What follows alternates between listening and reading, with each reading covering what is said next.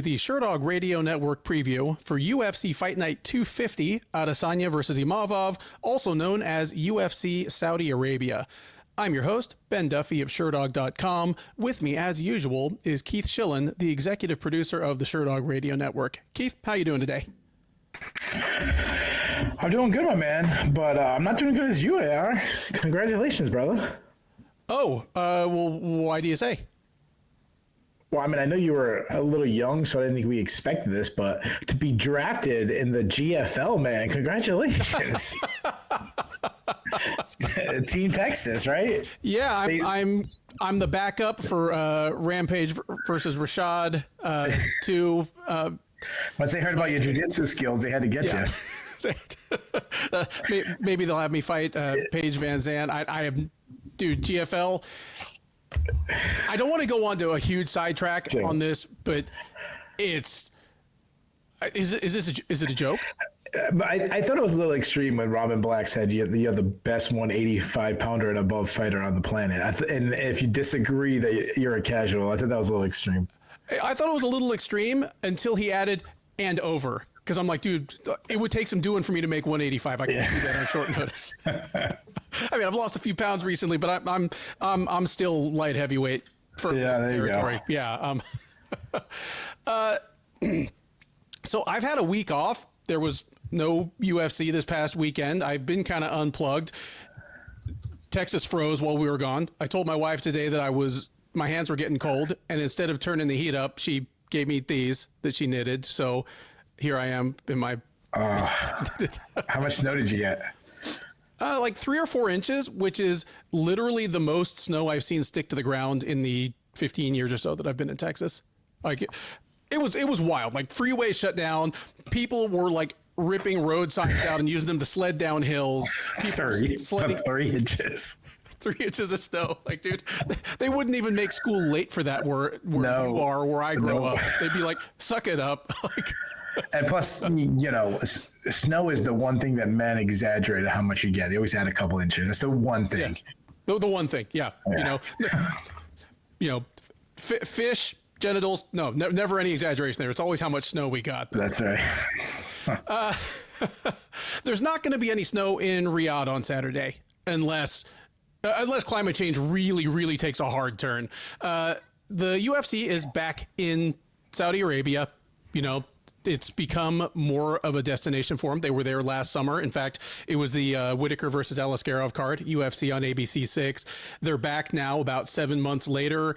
It's part of Riyadh season, which is kind of Saudi Arabia's big event tourist drive.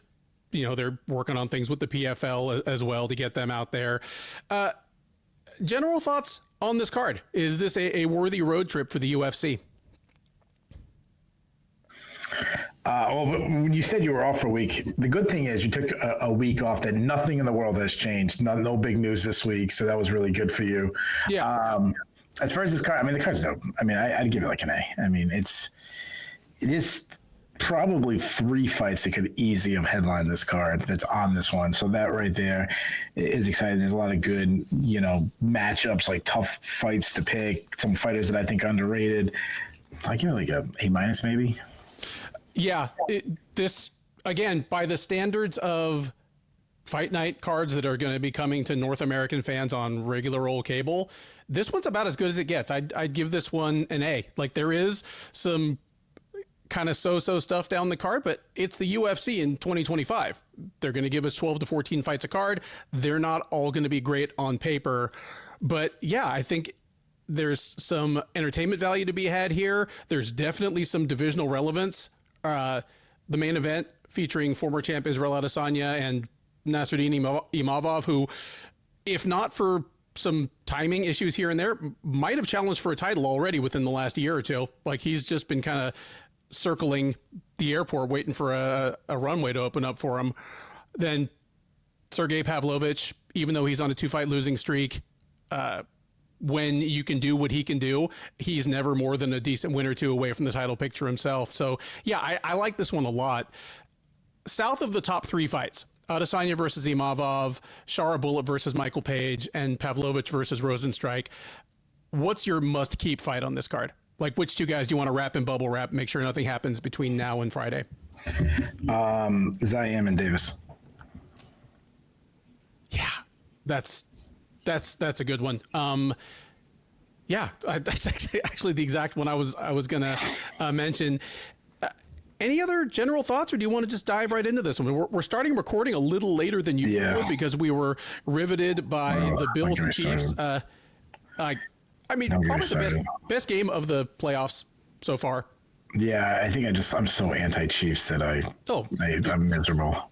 I mean, well, now you know how the rest of the country felt. Yeah, but about the Pats. here's the difference. The Patriots were the better team. I mean, all right, I don't want to go on a rant, but I'm not one of these idiots who say, "Oh, NFL's rigged," and the referees show up to try to get the Chiefs to win. No. That said, everybody on planet Earth, except for Chiefs fans, can acknowledge that somehow every close call goes in their favor. There was two very controversial reviews. I thought both were pretty clear in the Bills' favor, and they both went to the Chiefs. I mean, the Josh Allen on fourth down one was ridiculously bad.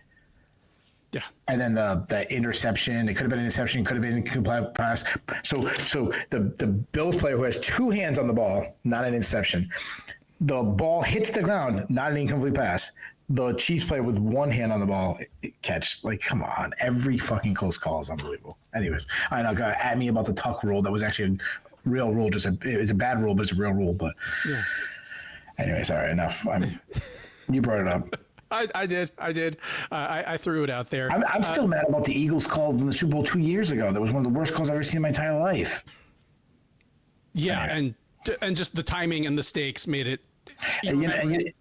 Yeah, and you know the Chiefs are going to win, and like the only idiot Chiefs fans would be calling Patrick Mahomes the greatest ever, even though he'll have half the accomplishments that Tom Brady has. Not even half, but yeah. Well, he'll have 4 Super Bowls to Brady's 7, but you still need 3 more Super Bowls and hold every NFL record, both career and postseason, and dominate for 20 fucking years. Shut your mouth. It's like somebody. It's honestly it's John Jones versus Islam Makhachev. Like Makhachev has an incredible run right now, but you can't ignore like the longevity of this. But anyways, we're way down the rabbit hole. It's very late. First fight out of the gate at UFC Saudi Arabia is a heavyweight matchup between the returning Hamdy Abdelwahab and Jamal Pogues. Abdelwahab, the 32-year-old Egyptian fighting out of New York, is 5-0 with 1 no contest overall. He is 0-0 with 1 no contest in the UFC. He made his UFC debut back in July of 2022 at UFC 277, won a dominant decision over Don'Tale Mayes, had it overturned when he tested positive for an entire Walgreens worth of illegal stuff. I mean, he took a 2-year suspension after that, and then after the 2 years were up, they tacked another 6 months on because he was still pissing hot. Like, this dude's been gone for 2.5 years.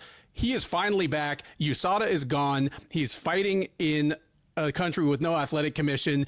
He may have a third arm sticking out of his chest when he walks out into the cage. Like, who knows what we're going to get, but he's going to try to get into the win column for the first time in the UFC against Pogues.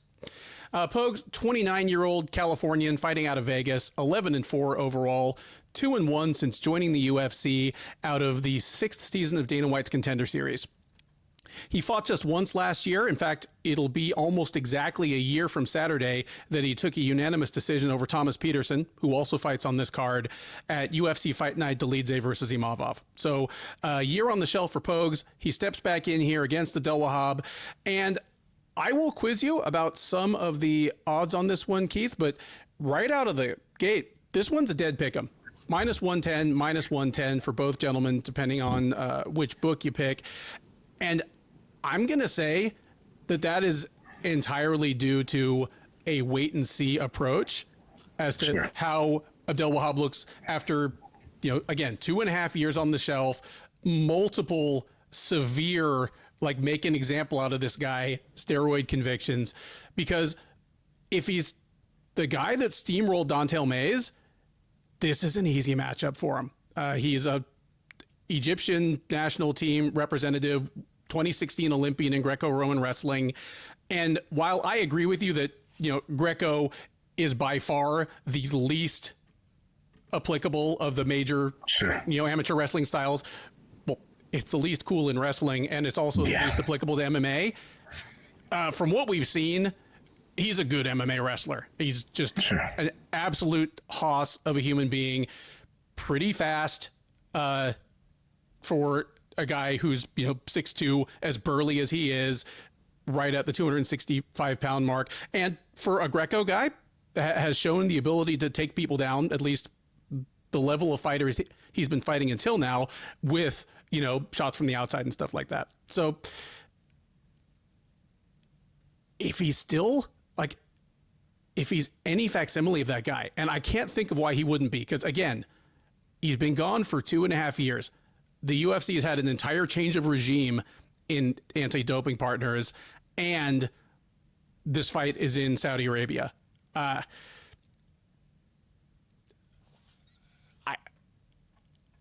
was surprised that this one was a pick'em. Pogues, he's a decently powerful striker for heavyweight. He's one of the few heavyweights that I think actually throws enough volume, but I don't think he's going to be able to stay off the ground. I think Abdelwahab is going to ground him. I don't think Pogues has the kind of power to just catch Abdelwahab coming in with one big shot and flatline him. He could. They're heavyweights, but I think Abdelwahab, I think it probably looks a little bit like the Mays fight, where he just takes Pogues down pretty easily in the first minute and a half of each round, does enough work on top, chipping away. And considering that they're going to be fighting in Saudi Arabia, nobody's going to be booing and say, stand up the Egyptian wrestler. Give me Abdelwahab by a pretty clear cut, if ugly, decision here. I was surprised this one was a pick'em. I favor him pretty heavily. Yeah, I mean, I get right to my breakdown. This is not one of the fights I'm really looking forward to. Pogues, he's a minus athlete. He's kind of flat-footed and plodding. Doesn't have the best output. A lot of single shots. He works behind a jab, throws straight shots on the pipe. His straight right is being his best punch. The problem is he lacks power for a heavyweight. Obviously, you mentioned anybody could get a knockout by heavyweight, but when you compare him to other heavyweights, he's not one of the hardest hit guys. Pretty good kicking game. Throws a lot of high kicks. Doesn't check leg kicks. He will look for takedowns, but I wouldn't call him, a takedown artist or anything like that. If he gets to fight to the ground, he only has one submission in his career. He's also been subbed twice, and he's gassed out on past fights, so he's not someone, too excited about. Now, Abdelwahab is definitely the guy that, you get that higher upside, obviously, but he doesn't have a lot of experience. We haven't seen him in forever. All of his wins have come over tomato cans. Now, I mean, when you look at him physically, the guy's short, stocky, ripped up dude. You talk about USADA leaving, being in a foreign country. I hope this guy shows up looking like the Super Shredder from Ninja Turtles too. You know what I mean? I want him jacked like you wouldn't believe. He's ultimate wild card. I mean, he's not a guy that there's too much to see, because the fights he's had, he's just smashing dude in 15 seconds. He's explosive. He slips and rips and he throws bombs. He's got a great overhand right. He has big power. You talk about his elite Greco-Roman wrestler, where he wrestled in the Olympics, and due to his wrestling, being Greco, you talked about little limited to upper body clinches and takedowns. He showed against Mays. He's got great mat returns. If you stand back up, he can slam right back down. If he gets the fight down, he's got some hard clubbing, ground and pound. I saw one fight where he quickly got to the mount, but his cardio is really bad. He gassed out bad against Dontel Mays. So it's really hard to make a pick here, because you have, you can't have a lot of confidence in either guy. You're definitely more confident than I am. Pogues is more technical and has way better cardio, which is kind of ironic considering I've talked about him gassing. But Abdelwahab, I mean, he's a way better athlete. He obviously has a higher ceiling. I'm going to go out on a limb. I'm going to say Abdelwahab has his best performance. He catches Pogues early. Give me Abdelwahab by first round TKO. Yeah, he's a guy that I could see him winning and winning for a while. And when he loses, it's going to look Alexander Romanov-like. Yeah. Where just somebody doesn't go away and his gas tank tells on him. Next up at UFC Fight Night 250 is a featherweight matchup between Bogdan Grad and Lucas Alexander. Grad, the 29-year-old Austrian, is 14-2 overall. This will be his UFC debut. He has fought on the Contender Series twice. He fought on Season 7 back in August of 2023, got knocked out in the first round by Tom Nolan. He went and won a couple more fights in Europe, came back last August and beat Houston's own Michael Aswell by decision. That got him a ticket to the UFC, where he'll make his debut here against Alexander. Alexander, 29-year-old Brazilian, is 8-4. Overall, he's 1-2 in the UFC. He fought most recently all the way back in November of 2023, where things did not go great for him. He blew weight and then got knocked out by Jeka Saragi as like a -500 favorite. So I'm sure that left a bad taste in his mouth, but it has taken him a little over a year to get back into the cage. Here he steps in against Grad, and 2 fights in a row right off the bat. This one is another pick'em, as both gentlemen are -110, -115 or so. This is, again, arguably the toughest division in the UFC. It's certainly no worse than the second or third toughest. Do you see top 10 upside in either of these guys, and who gets it done on Saturday? No, I don't see it. I mean, I see these guys as lower level UFC talent at best. Big thing at the weigh-ins for Alexander is keep an eye on him. He missed weight in his last fight. He's a Muay Thai striker who can fight out of both stances. He moves pretty well, good footwork, cuts angles well. He's got fairly fast hands. He sets up his shots well with fades, attacks with combination, works the body well. He's got a big kicking game, throws a lot of teep kicks, good body kicks. Great calf kicks, really fast high kick. But you got to worry about his chin. I mean, he was just knocked out in his last fight. Doesn't have the best defense. He's not much of an offensive wrestler, inconsistent defensive wrestling. He did show some improved takedown defense against Petersen, but he's still like a weaker defensive wrestler for the division. I mean, he's has been subbed on the ground 3 times, so that's concerning. Bogdan, on the other hand, his last fight of the Contender Series was wicked good. I mean, he's extremely aggressive. In that fight, he comes forward, he's attacking, throwing a lot of combination, kind of lunges into his punches, but when he gets inside, he can really sit down his punches, throwing everything into his shots. Throws a lot of hard hooks. He's got some pop in his shots. He'll throw some spinning attacks. Throws a lot of kicks, hard low kicks. He's got on the regional scene is this flying knee knockout. Due to his style, he's very hittable though, and that's because he's wild. He lacks head movement. That last fight in the Contender Series, he was rocked in that matchup, buckled a couple times. He will look for takedowns, and he isn't too bad at it, but I think he needs to improve his overall control.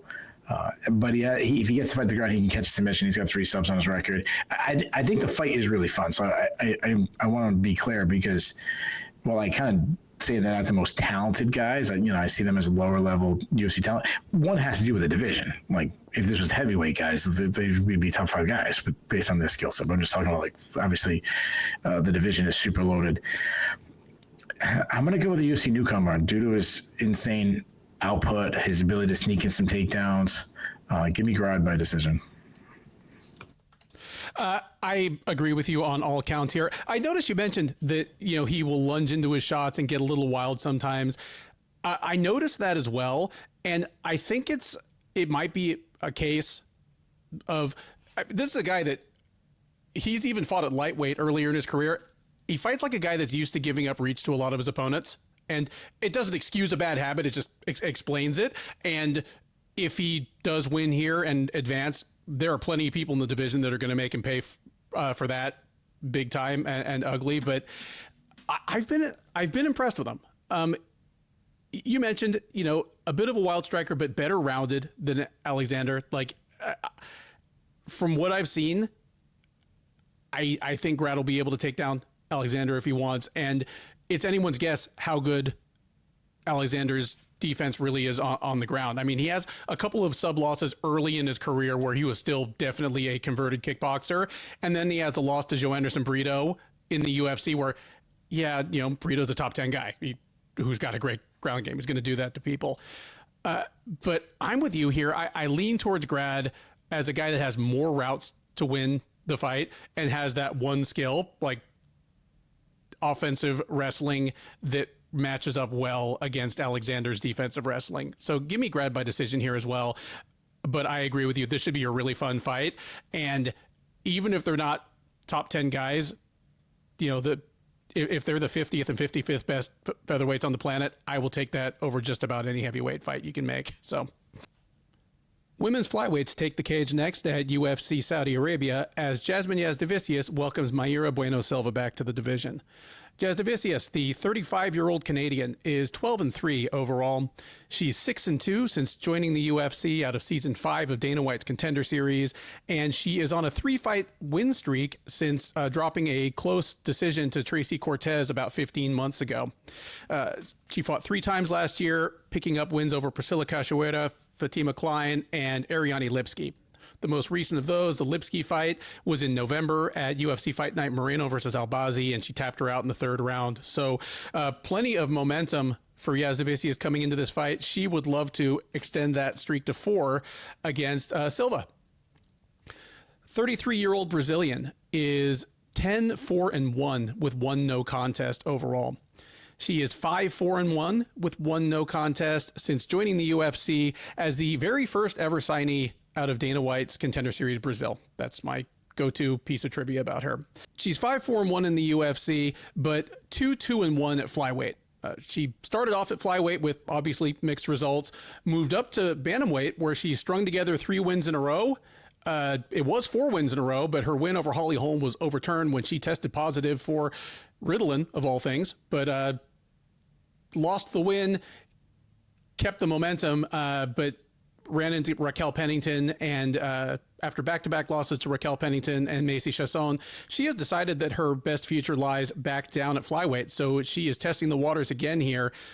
She is not favored to have a successful return, as Jasudavicius is minus 230, Mayra Bueno Silva plus 190. On one hand, I get why Mayra Bueno Silva is moving back down to 125. But having said that, I don't know if it's the best move for her. She moved up to 135 in the first place because she was a 500 fighter at 125. She had just lost to Manon Fior in her last flyweight fight, and I think that told her on some level, okay, I'm not going to get past this chick if I fight her 10 times. So, I mean, she kind of moved up to 135 because she saw a better route to a title shot, and presumably that's what she thinks now about moving back down, but I don't agree. I don't think she was as good a fighter at 125. She should have been, because she does her best when she's able to muscle and bully smaller women around. That was the case at 125 as well as 135. But, well, for one thing, moving back down, she's moving right into a fight with one of the harder women to push around in the division, as Jasudavicius is big, strong, a very good wrestler, like a better technical wrestler maybe than anybody else in the 125-pound women's division in the UFC. It's just, this is going to be a rough look for her.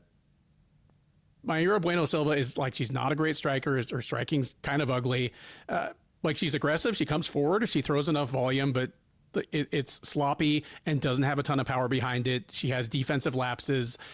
And where Jasudavicius, I mean, she's not a lights out striker either, but she's pretty composed. And I think she's more technical than Silva at this point. I think it's going to be a choose your poison fight for Mayra Bueno Silva. Jasudavicius, again, is a pretty disciplined striker at this point, and she's going to have reach on her and height. So if Silva settles for an outfight, I think she's going to lose kind of an ugly flyweight striking battle. And I don't think the clinch is going to be a safe place for her. She's going to be going in against a big, tall, strong woman who knows how to wrestle and doesn't typically let herself get bullied around. So give me Jasudavicius to probably win all 3 rounds here. And for Silva to just look pretty frustrated at the end of it because not a whole lot worked for her. Yeah, this is a fight I'm pretty intrigued with because Silva coming back down the division, Jasudavicius getting a former title challenger as a test. So I'm pretty intrigued. Silva, she's a minus athlete, but she kind of makes up for it from being very aggressive. She has this Muay Thai style where she could fight out of both stances. She likes to close the distance and get in the pocket, let her hands go. She's got some pretty good tight boxing, attacks with combination. She does have power. She can telegraph her punches a little bit, constantly loading up. When she closes the distance, she wears on her opponent in the clinch. Again, moving down, cut more weight. I wonder if she can still do that style, especially as she's gotten older. She's a solid wrestler. She has a submission threat. I mean, go back to the Holly Holm fight where she caught her with this beautiful ninja choke. She also armbarred Stephanie Egger. She's a poor defensive wrestler. I mean, Mayra Morose, it's been a while ago, but she took her down a bunch. She will toss up some submissions off her back, and she gassed against Raquel Pennington. Now, Jasudavicius, she's big for the weight class. So as Silva's coming down, it's not like she's going to have a size advantage against Jasudavicius. Jasudavicius, she's long and lengthy. She's very physically strong. She wins her matches by just being the more physical opponent in there, and also having a good fight IQ. She's constantly moving forward and pressing her opponent back. She got nice output, long jab. She hits some shots because she keeps her chin high in the air, and because of her lack of athleticism, she has struggled with the speed of good athletes like Tracy Cortez. Cortez had a lot of success working her to the body, actually hurt her to the body. She's just good when she closes the distance and works in the clinch. She wears on her opponents also. She likes knees inside. She's a good wrestler. Her threat of wrestling really opens up her chances to land strikes on the feet too. She's willing to try to get the fight to the ground with body locks and trip takedowns. She's also good at just kind of creating a scramble and winning the positions. She's got a good top game. I said this last time on the recap show. Great control. Go back to the Miranda Maverick fight. I think that's probably her best win, where she just was so impressive on the ground. Good ground and pound. One weakness about her game was that she was never a really big submission threat, but then she just subbed Ariane Lipsky in her last fight. So these two fight very similar. I'd say crazy strikers. They kind of use their physicality to win. I've kind of been a big fan of Jasudavicius. I've kind of been riding that train for a little bit now. I think she's really underrated. I think she pressures Bueno Silva. I think she gets the takedowns. I think she controls for long periods of time. Give me Jasudavicius by decision. The UFC Saudi Arabia undercard heads to the lightweight division for the first of 355-pound bouts in a row as Fares Ziam and Mike Davis square off. Ziam, the 27-year-old Frenchman, is 16-4 overall. He's 6-2 since joining the UFC in 2019. He dropped his debut to Don Madge. Since then, he's 6-1, including winning his last 4 fights in a row, stretching back a little over 2 years. He fought twice last year, taking a split decision over Claudio Puelles last February, and then knocking out Matt Frivola with a perfectly timed knee in September at UFC Fight Night, Moicano versus Antony. He'll look to make it 5 in a row that even in the ultra crowded UFC lightweight division will definitely get you popping up on some people's radar. And he's facing someone trying to do the exact same thing in Beast Boy Mike Davis. 32-year-old American is 11-2 overall. He's 4-1 in the UFC. He debuted in the UFC against Gilbert Burns, of all people. I mean, it was long enough ago that Burns was still trying to fight at lightweight. That's a really tough ask.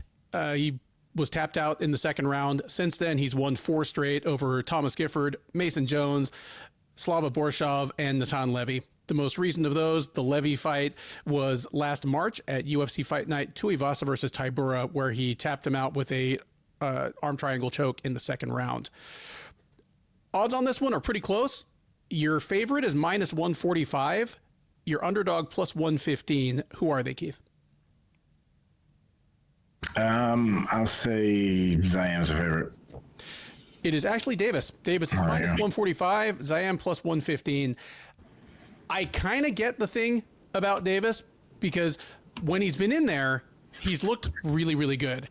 Problem with him is he's had a bunch of injury withdrawals. I mean, this will be, assuming he makes it, knock on wood, this will be his 6th fight in 6 years in the UFC. He missed all of 2020. He missed all of 2023. He fought just once in 2024. I feel like I say this about once a month about some lightweight in the UFC or not, but it doesn't matter how many fights you win in a row. The traffic's moving too fast. If you're only fighting once a year, less talented fighters and less perfect fighters are going to pass you on the right and honk as they go by. That's been the case for Davis. He's beaten good fighters. It's been kind of a logical progression.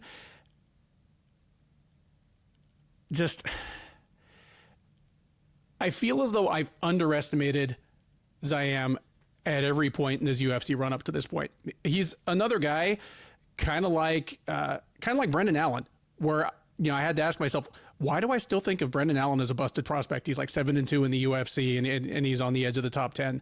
It's getting to be the same thing with Ziam, where I wrote him off after a couple of just kind of bad looking early losses, but he's just a flat out better fighter than I thought he was. I thought he was going to check in as kind of a mostly one-dimensional Moroccan kickboxer, and he is definitely a kickboxer by preference. He's long, lanky, likes to throw kicks, but his ground game is better than I gave him credit for. I mean, his takedown defense is better than I thought it was. He's better able to get up. He's better able to defend himself and even mount offense on the ground than I thought he was a couple of years ago.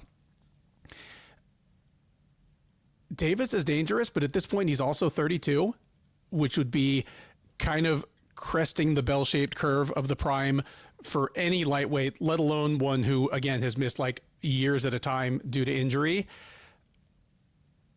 Give me Ziam as the guy who's probably just a little sharper right now and similarly gifted physically. If Davis knows what's good for him, he will try to take down Ziam early, just one, to beat him up, and two, to give him something to think about that might blunt the kicking assaults a little bit, throughout the rest of the fight. But give me Ziam to win 2 rounds out of 3 here. Pot-shotting Davis from the outside, just putting the long jab on him, kicking his legs, avoiding enough of the takedowns and avoiding enough of Davis's punches coming back to sway the judges. I got Ziam by decision in this one.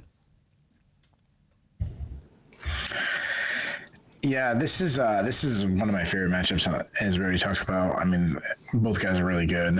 Ziam, obviously he's a very long and lengthy striker. He's a really good, experienced kickboxer that used to fight in K1, fights behind a high guard defense, does stand a little too tall for my liking, doesn't move his head enough, but offensively, I mean, he's really good, especially from distance. He uses his length and good footwork to kind of keep his distance. Though he doesn't really like being pressured. When he's let his hands go, he's accurate. I mean, I've described him before. He's a sniper. Crisp jab, a bit of a point fighter on the feet, and not this power puncher with his boxing, but all his other tools are pretty scary. I love his body work, huge kicking game, hard calf kicks, loves flying knees and knees up the middle. I mean, his KO of Matt Favola was scary. He will surprisingly look for takedowns every once in a while. I mean, I wouldn't call him a wrestler at all, but he showed some improved takedown defense. He stopped some takedowns from Matt Favola. I'm not, completely sold on his takedown defense yet, but it's something that's a little promising. It looks good in some fights, but then it looked kind of bad against Claudio Puelles. So he's a decent grappler, though. He keeps his hips moving. He swept Jamie Mullarkey in their fight, and he tapped out Terrance McKinney. Mike Davis, I mean, it's nice to see Davis finally being more active. He's a well-rounded fighter. He's a very good Muay Thai striker, more technical than he is explosive. He throws a lot of feints to draw out attacks. Doesn't have the best output. He can, based on his boxing style, he can cruise when he's not getting tagged and hurt, and that's a little worrisome. When he's but he's letting his hands go. He's slipping and ripping. Great head movement, bounces his head off the center line. He also can roll with punches really well. He just slips out of range and then he comes back with a shot of his own. He's got a great jab. I love his counter right hand. I mean, he blasted Natan Levy with a beautiful straight right. He's good at picking up his opponent's timing. He's accurate. He works the body well. I like that he ends combinations with kicks when he's in the pocket. He likes, grabbing the clinch, and he's inside doing dirty work with blasting knees in there. He's throws some knees to the head in the plum clinch. He showed off some good BJJ against Levy, and he's a good wrestler. He can shoot, turn the corner, or he's strong enough to just get to a limb and lift his opponent in the air and slam them. He does need to improve his control, though. Sometimes he kind of rides a little too high in his scrambles, and he's got mean ground and pound. This fight's really tough. I mean, I flip-flopped on this one because I really like both guys. I think Davis is really good on the feet as a striker, but I would favor Ziam there. I think Ziam's a really underrated grappler, but I think I favor Davis there. I think Davis will wrestle, and I definitely think that's the best avenue of a victory for him. And even just, you said, using that threat. But I think he might struggle to get Ziam down, and I think we might get a lot of exchanges on the feet, or even if he gets Ziam down, I think he might struggle to keep him down. If one person is going to starch the other, I think it's Ziam does it. So we got the consensus upset pick. I'm leaning with Ziam. I think he catches Davis with something. I'll say he does in the third round. Give me time by third round TKO. Speaking of fighters with a significant shelf time coming into this card, next up at UFC Saudi Arabia, Terrance McKinney will welcome Damir Hadzovic back to the UFC after a nearly 3-year layoff. McKinney, the 30-year-old Washington State native, is 15-7 overall. He is 5-4 in the UFC. He did lose his last time out, got head kicked in 37 seconds by Esteban Ribovics at UFC on ESPN, Lewis versus Nascimento last May. So he'll look to put that quick and ugly loss in the rear view against Hadzovic. A 38-year-old Bosnian by way of Denmark is 14-7 overall. He's 4-5 in the UFC. He has not fought since July of 2022. This is long enough ago. This was the UFC London card where Tom Aspinall ripped his knee up. Like, think of how much Aspinall has done since coming back a year from that injury. That's how long Damir Hadzovic has been on the shelf. But last time we saw him, July of 2022, getting an absolute wrestling clinic put on him by Mark Chikadze. So he's looking to wash that taste out of his mouth, I'm sure, as well. Not favored to do so, as McKinney is the biggest favorite on the entire card. He is minus 400, Hadzovic plus 300 coming back. I'm glad you said wow, because here's the thing.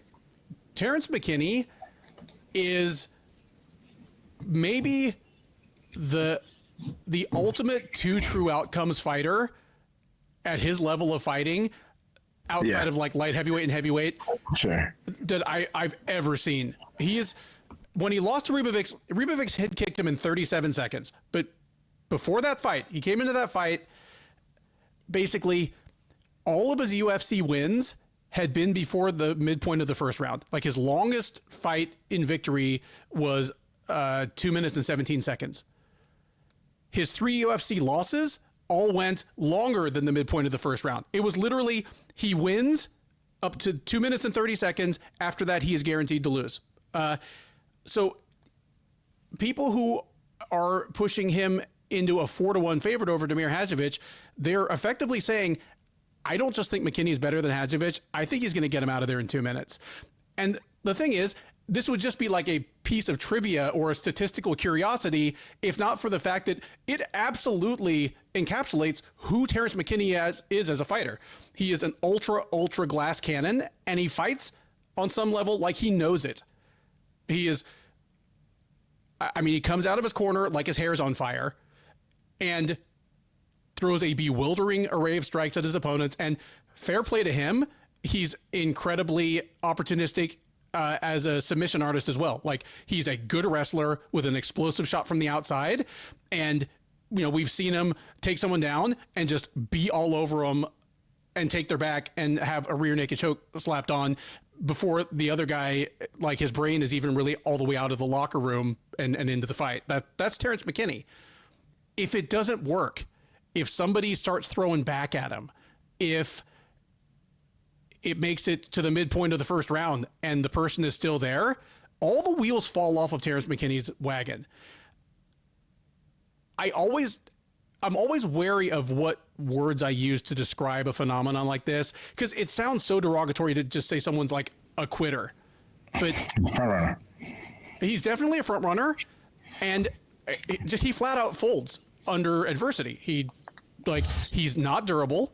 He's not his cardio's not great. His durability in terms of taking punishment is not great, and he runs out of ideas quick. For the bewildering array of offense that he throws out in the first 60 seconds of his fights, he doesn't really have a plan B or plan C. It doesn't seem like.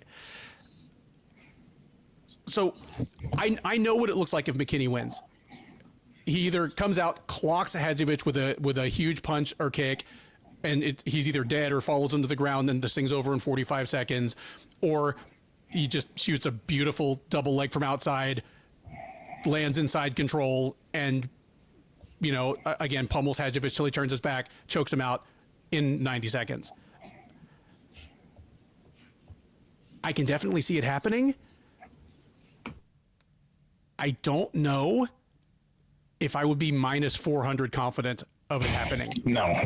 Because Hadzovic has been, generally speaking, very durable as a UFC fighter. Like, Moicano ran through him really quickly, but one, Moicano is going to do that to people from time to time, and two, Moicano's just a better fighter than Terrance McKinney.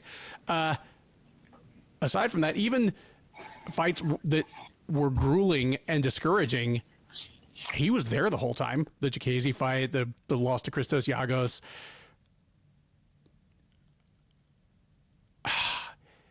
If not for the fact that he's a 38-year-old lightweight that hasn't fought in 2.5 years, I would be really tempted to pull the trigger on the upset here, because all he has to do is still be standing in 3 minutes.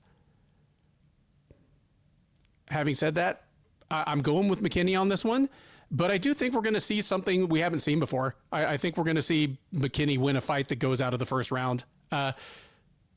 Give me Terrance McKinney to play against type here, and have to go into his he's going to be sitting on the stool at the end of the first round and have to come up with a plan for what he does in the second round. I think he turns to his wrestling at this point. Again, he is a good wrestler. Give me McKinney to get a second round TKO, probably ground and pound.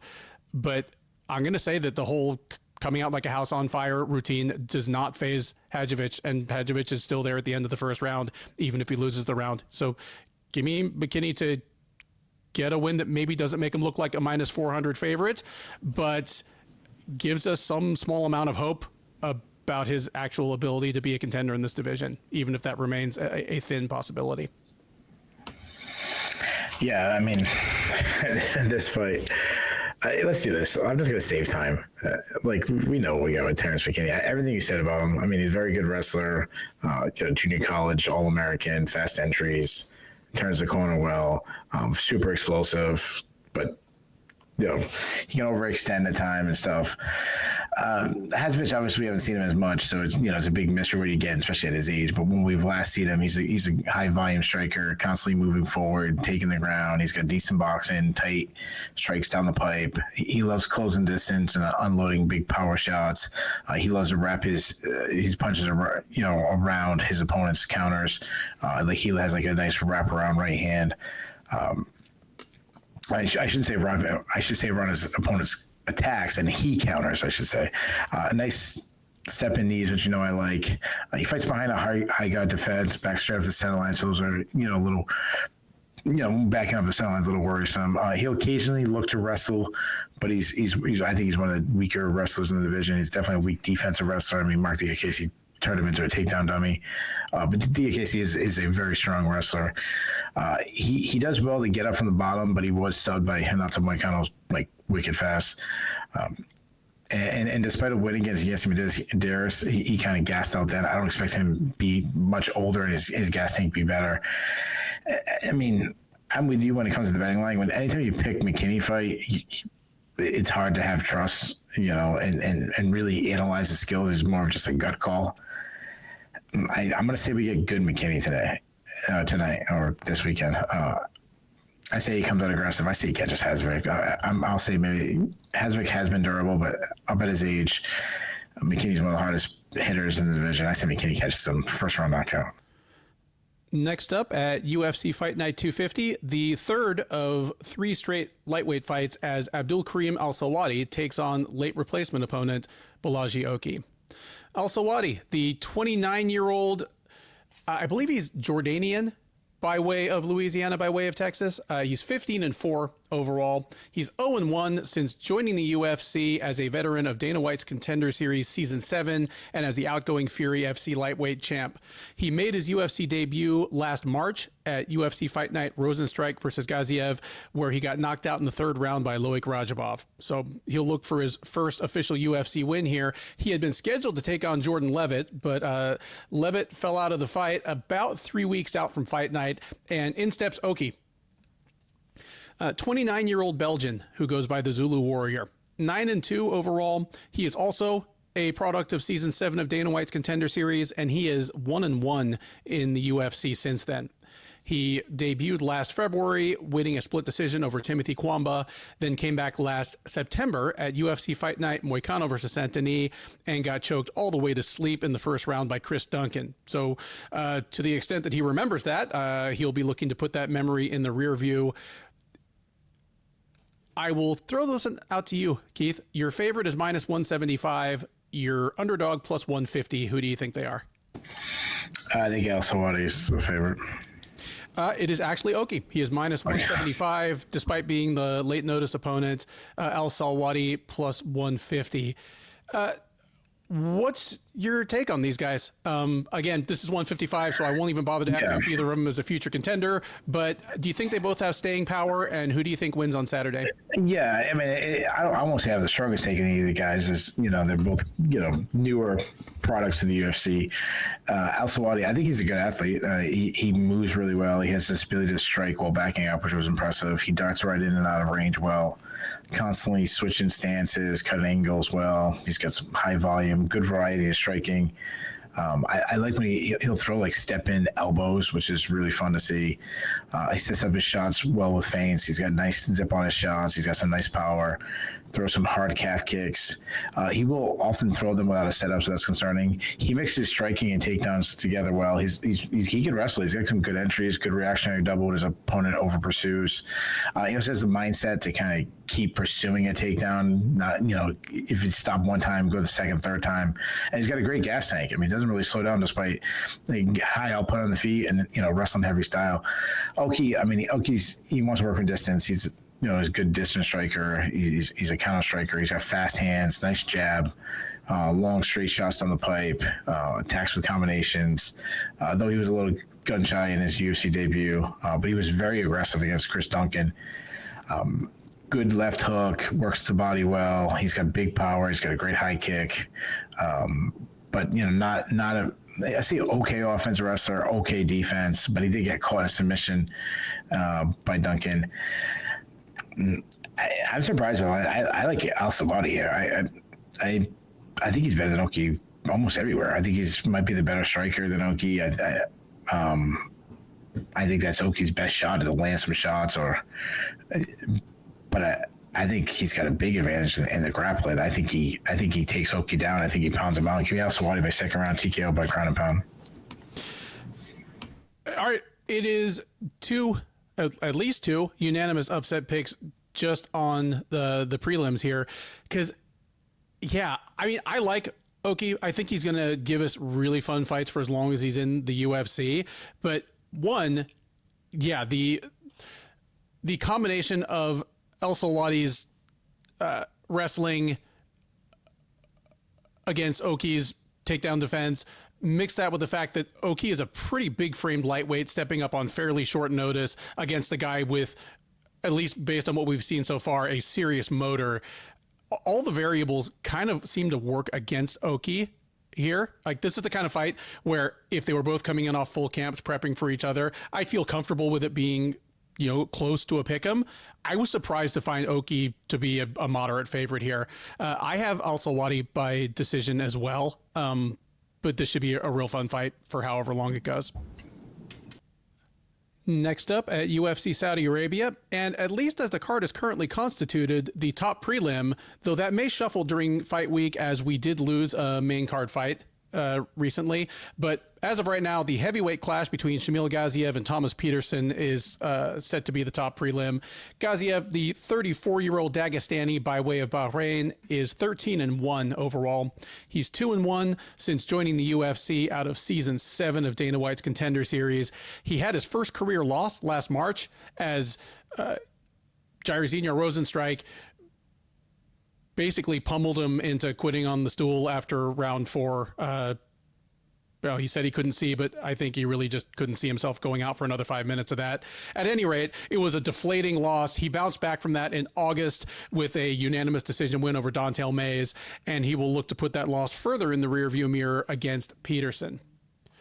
29-year-old Minnesota native is 9-2 overall. He is 1-1 since joining the UFC out of the same season of Dana White's Contender Series, the 2023 season. He fought twice last year, made his debut last February, dropping a unanimous decision to Jamal Pogues, came back in July at UFC on ESPN, Lemos versus Jandiroba, and took a unanimous decision over Muhammad Usman to even up his tally in the octagon.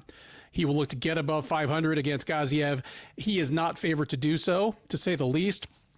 Gaziev close to being the biggest favorite on the card as he is minus 380. Petersen plus 300.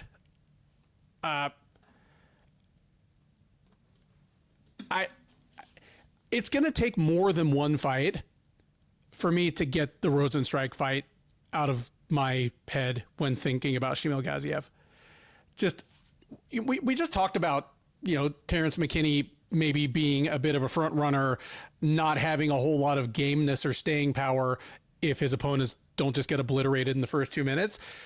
I feel as though Gaziev has a grindier, more heavyweight type feel to that. Like, I remember, without looking, I want to say I'm pretty sure I picked him to beat Jairzinho Rozenstruik. Just Gaziev was a huge heavyweight who's more athletic than he looks. Like, he's not Tom Aspinall, but it's kind of the Ben Rothwell thing where he's more nimble on his feet than you would think for a guy so huge.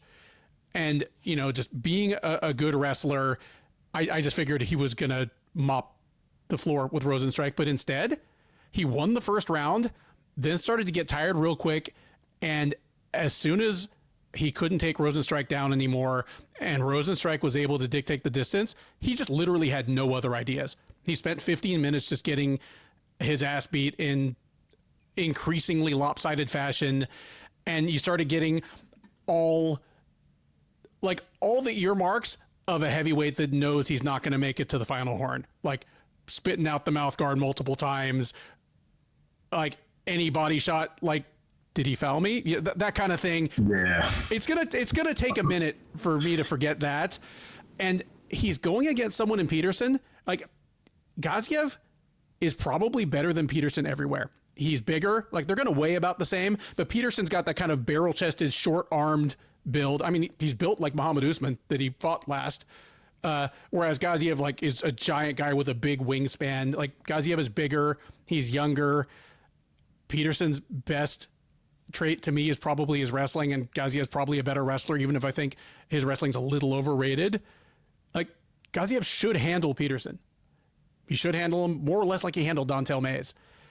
But if I were a betting man, I don't know if I'd feel minus 380 confidence in that, because, again, I just can't get it out of my mind. The picture of Gaziev in the second round just looking puzzled and flustered and getting tired against a guy like 8 minutes into a fight. Give me Gaziev to win a decision here. Like, I do think he's a better striker. I think he hits harder. I think he's at least as good a wrestler. He should win this fight, but not a ton of confidence, especially in a guy that's this big a favorite. Gaziev by ugly decision. Yeah. This is one of the fights I'm not too interested in. I feel very similar to you with Gaziev. Like, I wasn't super high on him, but, he was like, I saw that he could be like a Marcin Tybura level, not style-wise, but I mean like that level of heavyweight, bottom top 10 kind of guy. Is it ceiling good? And like the top 10, he's never going to make a title shot unless something works really weirdly. But as it's heavyweight, he could be a top 10 guy for like 12 years. Yeah. Now I'm like, oh man, that showing was so bad. And maybe it is just one fight, and I mean he's a really big guy. He marches down his foe. He throws straight shots down the pipe. He does work the body a lot. He's got nice power. He's a solid wrestler. I do think his wrestling's a little overrated. I think his entries are pretty bad. He'll shoot without setups. If he does get the fight to the ground, he's got good top control. He looks to pass to better position on the ground. He's got some good ground and pound, mean ground and pound. He has 3 subs on his record. He does need to improve his takedown defense, though. Not the best. And cardio has been super inconsistent. His cardio looked much better against Dante Mays, but it was bad against Jairzinho Rosenstrike. Petersen, on the other hand, he's the kind of guy that I think he could be better than he gets credited and is, but he's had some. I mean, the Pogues fight was pretty ugly himself. He's a former LFA champion, so I do like that. He's a southpaw. His striking is very raw. I think he did show some striking improvement in his last fight. He's got good output. I'll give him that. He attacks and bursts. He does have some pop in his shots. Defensively, he keeps his chin really high in the air. But he was moving his head a little bit more in his last fight, so that's good. And he's still, very raw. He's a good wrestler. He's a JUCO national champion wrestler. He's got some good entries. He likes snatch singles and run to the pipe, which I think is actually pretty smart move, especially in the heavyweight division. He'll get some upper body takedowns. He's good at getting takedowns and winning rounds that way. He only has 1 sub, but he did come on the Contender Series fight. I'm with you. I'm really surprised by this line. I think Petersen might have closed the gap on Gaziev's striking a little bit, especially if he continues to improve in his striking, because he's still newer in the sport. I think he's the better wrestler, which might surprise some people. And I think I mean, if this was a 5-round fight, I would feel pretty, I don't want to say confident, but I feel much better taking it. Thank God it's not a 5-round fight. So I just want to be there. I'm not requesting that the main event falls apart. I'm not saying throw this in there. Three rounds makes me feel a little bit about Gaziev, but I still think the cardio favors Petersen. So I'm calling the big upset. I think Petersen could win everywhere. And I actually think he might get some takedowns. Give me Petersen by decision and a pretty big upset.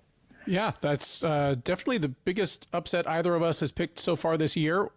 Tune in to the recap on Saturday to see how it turned out.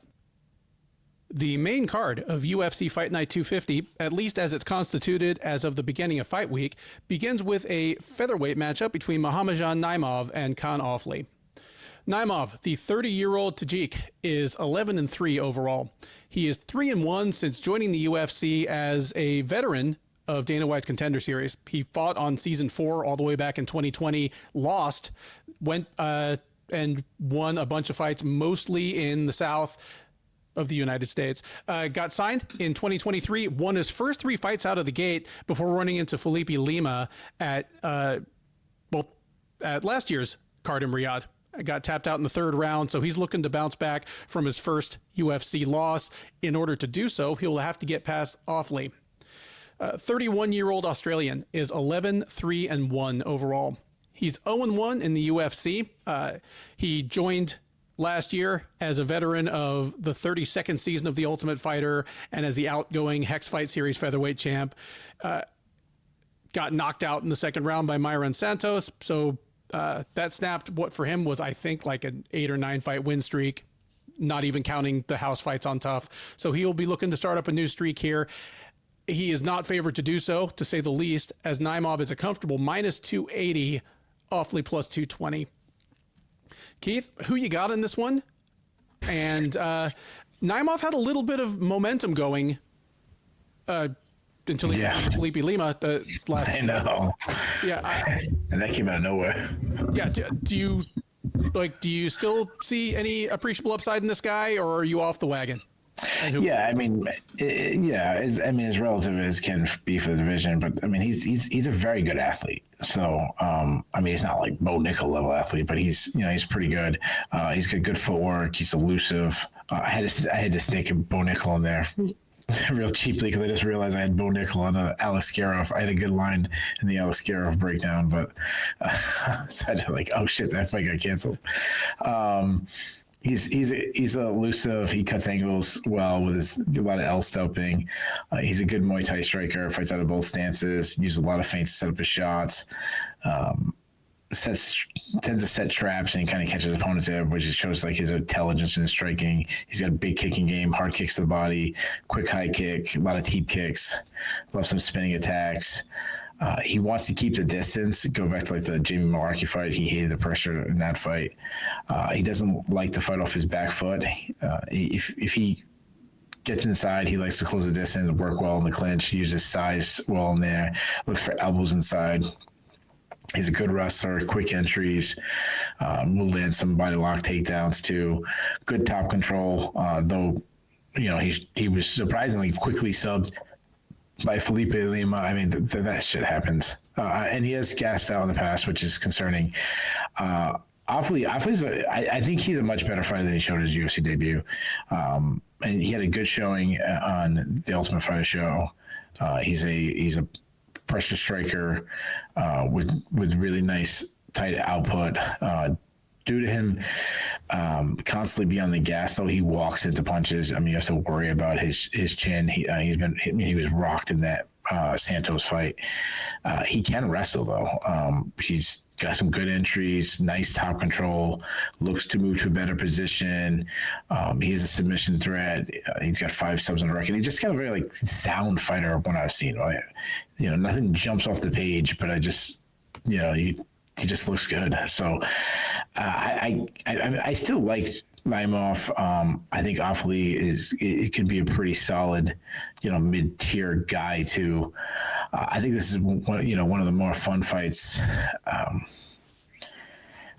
expect Naimov to kick Offley a lot. I think Offley trying to counter with his boxing. Both are good wrestlers, but I think Naimov might actually win those scrambles. I'm not very confident. I think I'm glad that the line is close. Give me Naimov to win. I'll see he wins by decision. Did you say? I'm sorry. Naimov's the favorite. Big favorite, -280. Oh, okay. I'm sorry. I don't know. I'm falling asleep. I don't know. I think the line should be closer, I should say. Yeah. All right. Yeah. You were quicker to kind of spot the good elements in Naimov's game than I was. I was notoriously slow to kind of come around. I think I may have picked all 4 of his UFC fights wrong. I finally came around and believed in him, and then Lima cleaned his clock. That is a loss that is probably going to age pretty well. I mean, Lima's on a 14-fight win streak. He's 26 years old. If you tell me Felipe Lima is UFC featherweight champ 3 years from now, I'm not completely shocked. If not for losing his debut, he'd be getting a lot more hype right now. It's kind of the Alex Volkanovski type thing. But so I give Naimov a bit of a pass on that one. I like what you mentioned about Offley, because he is better than he showed, I think, in his debut. But at the same time, you mentioned, that he kind of walks into shots. The way he lost to Myron Santos kind of highlights his problem, and the problem that's gonna plague him if he sticks in the UFC men's featherweight division, where he was loading up for a big haymaker. Santos measured him, and I think he missed with the first shot, and then the second one was the one that just killed Offley, like somebody shot him with a tranq dart like an escaped zoo animal. Like he just kind of fell to his knees and went flump like onto his face. Like it was Harambe. He got Harambe. I wish they tranked Harambe. Like, yeah. Oh yeah, he got shot. They didn't drink all his. Yeah, he did the complete opposite of what I said. Awfully had not mauled a preschooler yet, so they went ahead and gave him the ketamine shot instead. I'm glad that Awfully's still alive. Yeah, me too.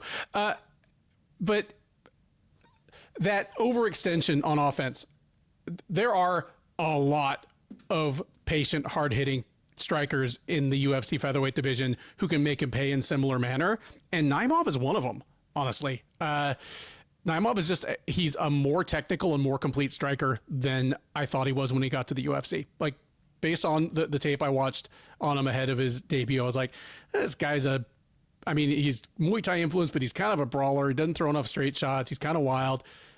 He's better than I thought. And add to that he's a pretty good wrestler. He's a good athlete, good size for the division. I'm coming around on Naimov. I'm not jumping off the bandwagon just because of the loss to Lima. And I think he gets back on track here against Awfully. I agree that Awfully is a good fighter. If it plays out like I think it's going to, he's going to be a lot better than 0-2 in the UFC, but I think that's what he's going to be. Give me Naimov to catch Awfully at some point. I'm going to say it's kind of like the Santos fight where it's a fun scrap, but Naimov just catches Awfully in one of those defensive lapses, clocks him good, maybe finishes it with strikes on the ground. I'll take Naimov by second round TKO. Next up on the UFC Saudi Arabia main card is a men's bantamweight matchup between Said Nurmagomedov and Vinicius Oliveira.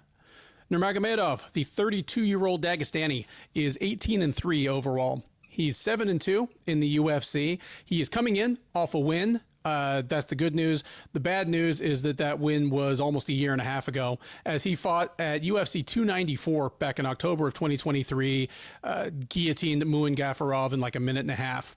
So, great win for him on a big card.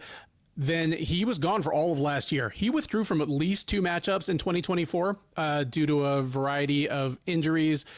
He's apparently got that all sewn up now, and he is back looking to get another win streak going. He will have to do it against Oliveira. 29-year-old Brazilian is 21-3 overall. He's 2-0 since joining the UFC out of season 7 of Dana White's Contender Series. He fought twice last year, debuted in March at the Rosenstrike versus Gaziev card, knocking Bernardo Sopai the hell out late in the third round with a flying knee. Then he came back at UFC 303 in June with a unanimous decision win over Ricky Simon. So picking up a lot of momentum in a relatively short time in the ultra-crowded UFC men's bantamweight division is Oliveira, and that would certainly go through the roof if he can make it 3 straight wins against someone with the last name Nurmagomedov. He is not favored to do so, but the line is reasonably close. Nurmagomedov is minus 180, Oliveira plus 145. I like this fight a lot. I mean, this is the kind of fight that it'll deserve it. Like, I can see like it deserving fight of the night, whether it wins it or not. Nurmagomedov, there's 2 basic kinds of Dagestanis. There's the lanky Dagestanis who can wrestle but prefer to strike, and then there's the stocky Dagestanis who can wrestle like a mother effer and may or may not be able to strike that well. Nurmagomedov is one of the lanky Dagestanis. Their wrestling tends to get overrated just because, they've got names like Nurmagomedov, and they got the Dagestani foreguard going on. But he is a good wrestler. He's a very good striker for as long as he likes to remain on the feet. But man, Oliveira he's super dangerous, and he's picking up the kind of wins like over the kind of people and in ways that it makes me think of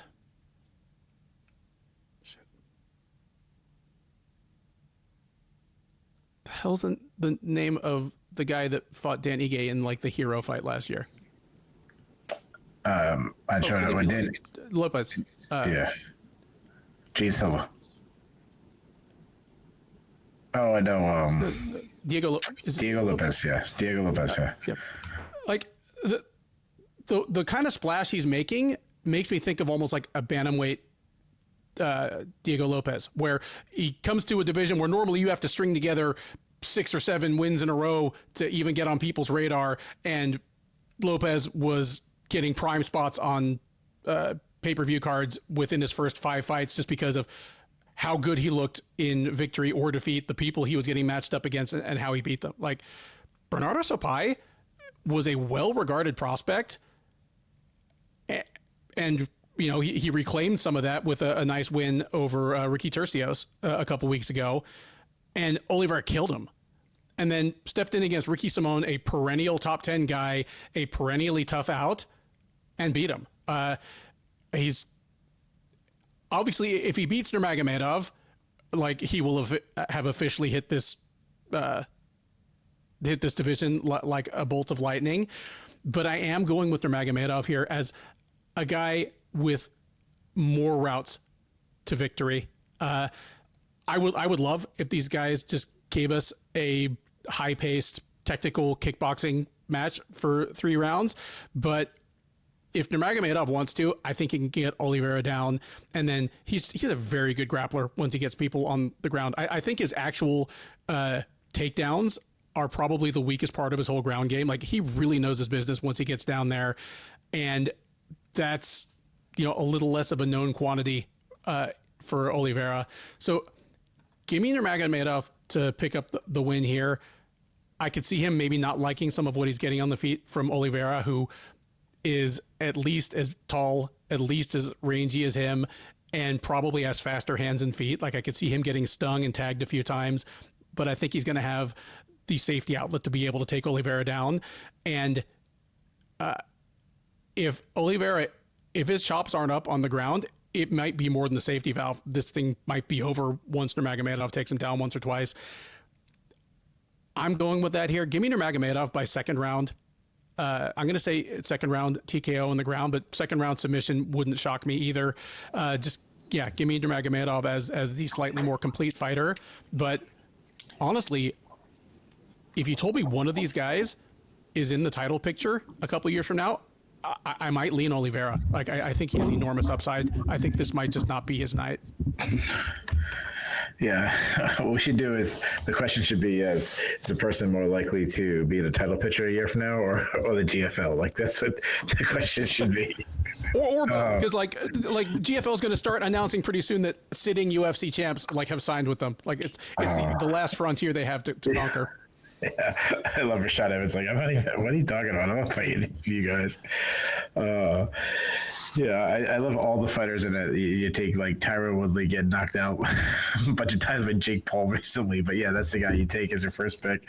So you asked before we got into the fights, which fight would you not want to see fall off the card? And I went with Ziam and Davis. This one would be a close second. Like, this one I'm pretty intrigued with.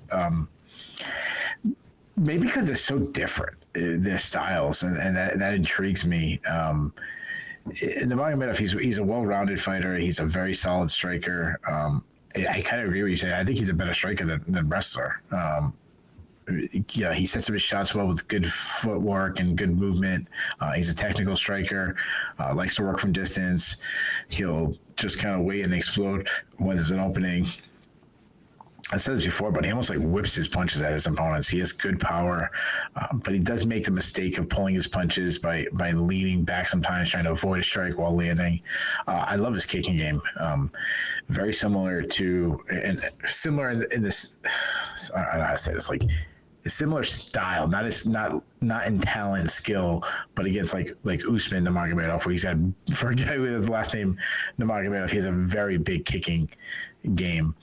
Good dexterity in his hips, very creative with his kicks. He loves like question mark kicks. He'll land kicks to all areas of the body. He'll sneak in some high kicks, and then he'll throw kicks in his combinations. He kind of kicks like Stephen Thompson a little bit. He's a good wrestler, but again, I've said this before. If you change his last name, I don't think people would be as high on his wrestling as. No, he's good. Don't get me wrong. If his name was Zabit Magomed Sharipov Jr., yeah, nobody would expect him to wrestle like Khabib. Yeah. His last name was like Smith. You know, no one would think of this great wrestler, but it's like, is he related to John Smith? Yeah, there you go. Yeah, he's more of a funky kind of wrestler scrambler than your traditional blow through the hips kind of guy. He's a submission artist though. He's got 5 subs on the record. He's very dangerous. He's got an incredible guillotine. He did gas out a little against Jonathan Martinez, and I said this before, that probably cost him a fight. And if he won that fight, where I wonder where he'd be right now. Probably much higher up the card. Oliveira's a very aggressive striker. I mean, high output, unorthodox, throws from these weird angles. He's wild. He has huge, massive power. He's got 16 TKOs. He loads up and tries to end the fight with every single shot he throws. He throws a lot of kicks, hard kicks, especially from the southpaw stance, mean calf kicks. He'll try some dumb spinning attacks. He'll throw some flying attacks. I mean, his knee, flying knee of Bernardo Sopa is still one of the scariest ones I've seen. He is one of the most hittable fighters in the entire UFC roster. He hangs his hands really low, and he's willing to eat a shot to land one of his own. Every time he was hit by Ricky Simone, he was like, he would come right back with a big combination of his own. He isn't a bad wrestler, but he'll occasionally sneak in a takedown. He does have 2 subs on his record, and his takedown defense was actually pretty strong against Ricky Simone, and showed how hard he is to hold down if you do take him down. If you asked me before the Ricky Simone fight, I would have picked Nurmagomedov easily. But Oliveira looked really good against Simone. I am still picking Nurmagomedov. I think he's just way more technical on the feet. I think he can use his footwork to stick and move. When Oliveira loads up for a shot, I can see Nurmagomedov ducking under and getting a takedown. I think Oliveira will come out aggressive and make it difficult and make it kind of worrisome at times. I wouldn't be surprised if he rocks Nurmagomedov, but I think Nurmagomedov does enough with his takedowns and his footwork. Give me Nurmagomedov by decision. Third from the top at UFC Fight Night 250 is a heavyweight matchup between Sergey Pavlovich and Jairzinho Rozenstruik. Pavlovich, the 32-year-old Russian, is 18-3 overall.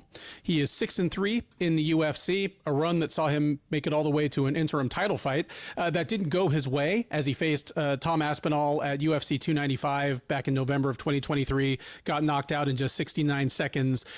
He came back last summer, in fact, last summer at Riyadh, and dropped a unanimous decision to Alexander Volkov. So the one-time future of the heavyweight division is looking to snap the first losing streak of his career, and he'll need to get past Rozenstruik in order to do so.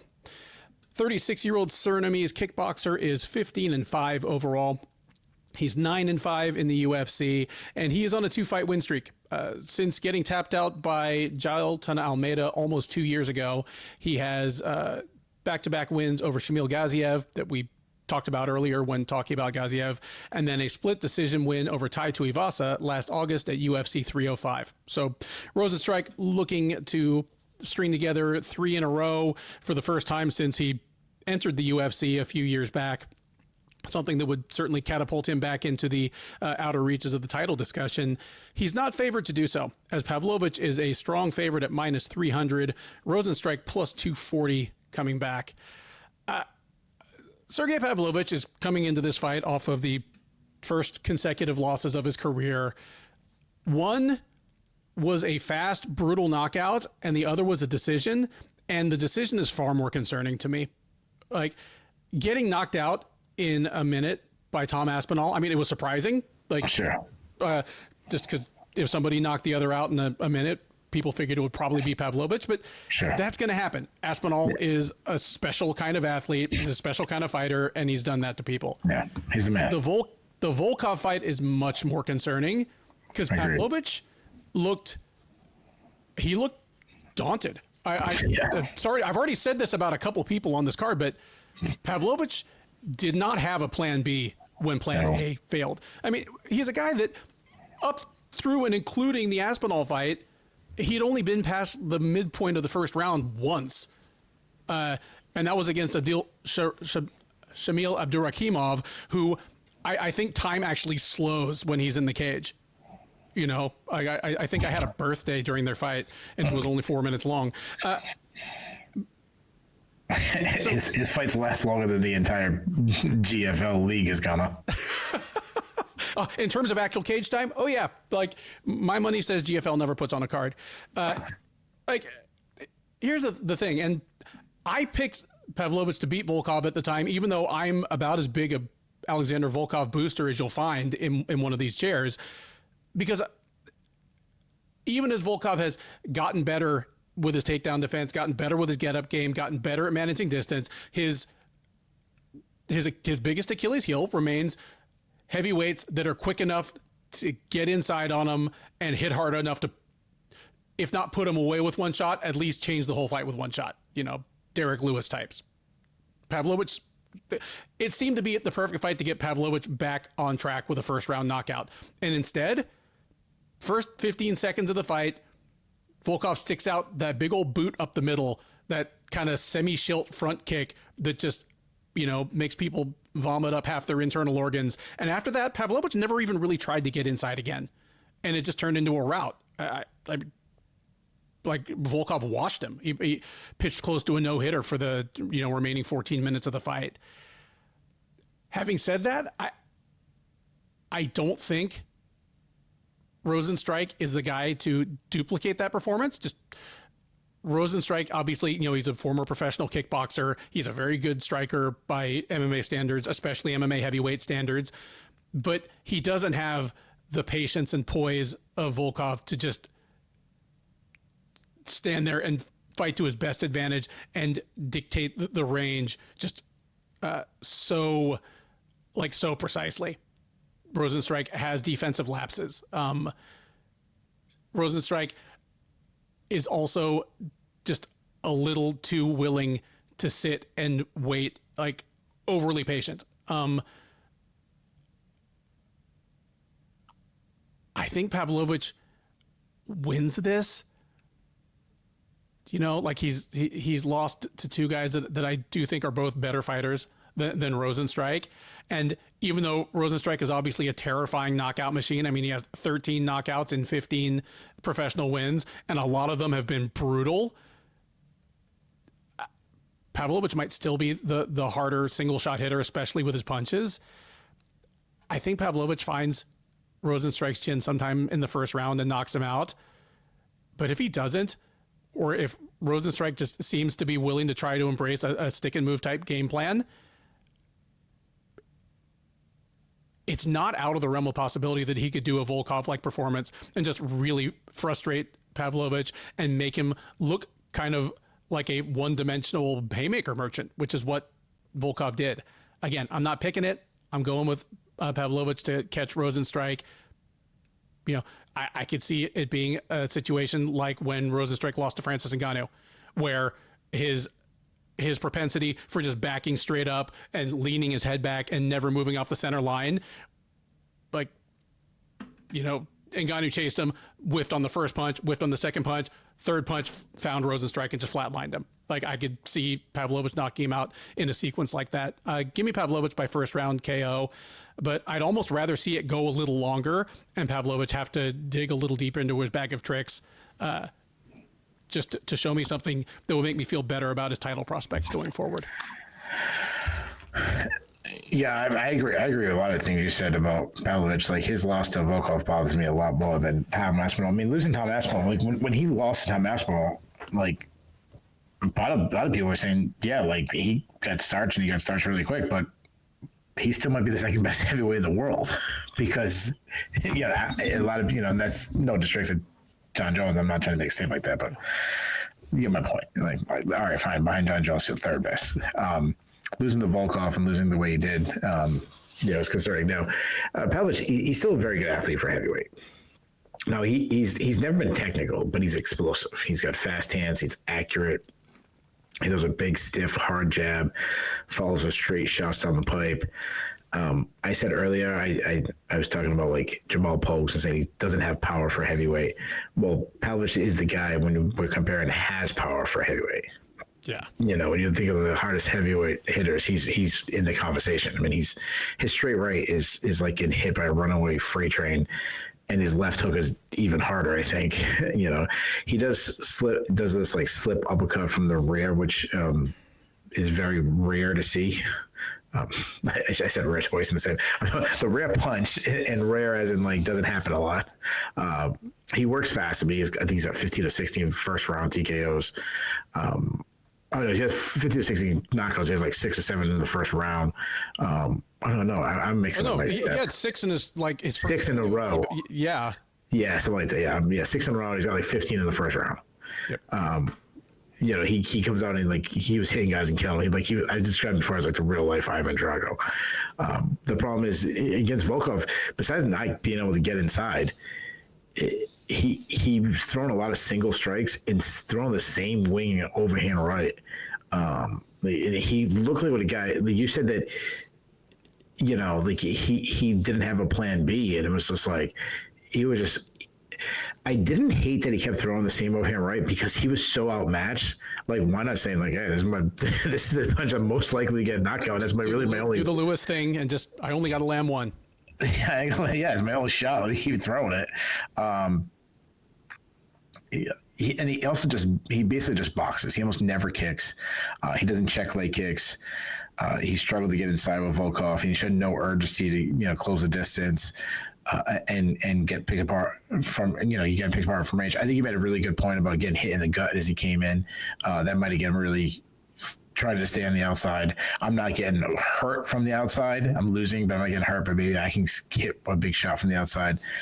He was a solid fighter solid wrestler, when he was in Fight Nights Global, but I mean, I don't think we've seen him wrestle anymore. He doesn't look for wrestling, and that's a really long time. I don't think he can do it anymore. I mean, to his credit, he has struggled in the past on his back. Al Sarvin put him on his back in one of his early losses, but he stopped a takedown from Curtis Blades, which made him look better, and obviously isn't a submission threat. Rosenstrike, I mean, I kind of feel like we know we got Rosenstrike at this point. It really hasn't evolved much. He's a good kickboxer, very loose and relaxed. He's a counter striker. He often fights at a very slow pace. We saw in fights, in many fights, even fights that he won. He fought at slow pace against. The Overeem fight was terrible, and he was losing, and he came at the end. Yeah, everyone remembers the knockout, but everyone forgets that besides him losing, just way he was fighting, it was just refusing to let his hands go. He did it against Cyril Gane. Again, he did it at times against Junior Dos Santos, even against Shamil Gaziev. I mean, if he stepped on the gas in that fight, I feel like he could have got a KO. When he throws, he's good. He's got fast hands. He keeps everything tight. He has a nice hard jab. I like that he jabs to the body, which you saw in the last fight, which is very rare. He has serious power, though I do think his power is overrated. I mean, the way the commentating team is going to make this sound like, it's going to make it sound like, Ivan Drago versus a prime Mike Tyson with a punching power. That's not going to be the case. Though he did land a deadly hook on Augusto Sakai. Because of his Muay Thai style, he stands right in front of his opponent and eats a lot of shots, which is pretty dumb because he's actually best when he works from distance. If he could use some footwork, I think he'd be much better. And he's taking a lot of damage, and he makes it worse, but he steps straight back. We saw that happen when he went against Francis Ngannou. Again, that was a long time ago where Francis Ngannou was able to just rush him as he backed up. He ended up catching him when he closed the distance. When he gets in the clinch, he's not terrible there. He's got some pretty good striking there. He has no offensive wrestling, and he's a terrible defensive wrestler. He struggles to get off the bottom, and you have to worry about his chin. I mean, he got knocked out in the past. He got just smashed up by Alexander Volkov. So Pavlich hits really hard, and he's going to need to because his back is against the wall. I feel like Rosenstrike is the type of guy that is the perfect person to get him back on track. I say he comes out very aggressive, and I say he gets that. Like he looks like the Pavlovich from a couple fights ago. I think he lands a big shot early. Give me Pavlovich by first round knockout. That brings us to the co-main event of UFC Saudi Arabia, a middleweight matchup between the undefeated Sharabutin Bullet Magomedov and Michael Page. Magomedov, the 30-year-old Dagestani, is a perfect 15-0 as a professional. He's a perfect 4-0 since joining the UFC just a little over a year ago. He fought 3 times last year, knocking out Antonio Trocoli, picking up a decision win over Michal Oleksiejczuk, and in his last appearance at UFC 308 in October, knocking out Armen Petrosyan with the rare and perhaps never before seen double spinning back fist. After that highlight reel win, he's set up for another high profile appearance, and he gets the co-main event assignment here against Page. 37-year-old Brit is 22-3 overall. He is 1-1 since joining the UFC out of this California regional promotion called Bellator, where he made it all the way to an interim title fight, dropping a close decision to Logan Storley. But since joining the UFC, he has a decision win over Kevin Holland last March. And then in his most recent appearance at UFC 303 in June, he dropped a unanimous decision to Ian Machado Gary. So he'll be looking to get back on track here. He is not favored to do so, as Magomedov is minus 200, Page plus 170. I know it's a late night, and you know, we both got stuff to do, but I'm gonna go on a small rant here. Okay. Like, obviously, the UFC wants to make inroads into the Middle East. Saudi Arabia, United Arab Emirates, Dubai was basically the UFC's lifeline during the COVID years. The UFC wants to go there. Like, it is a rapidly growing MMA scene. Like, they have great homegrown talent. They have great homegrown promotions. All of those countries are ultra wealthy with money that they have extorted out of us, basically due to our gasoline habit. I understand why the UFC wants to go there.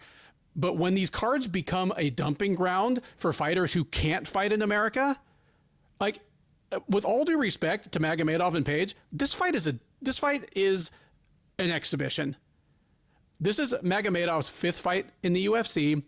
They have all been in either Saudi Arabia or the United Arab Emirates.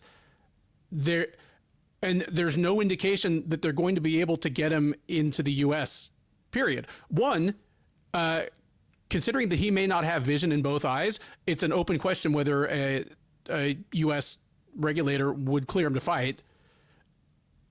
2, I don't know if he could get a visa. I mean, the UFC delayed signing this guy in the first place back in like 2022 because he got in a fight in a mall in Dagestan and like beat the shit out of some guy.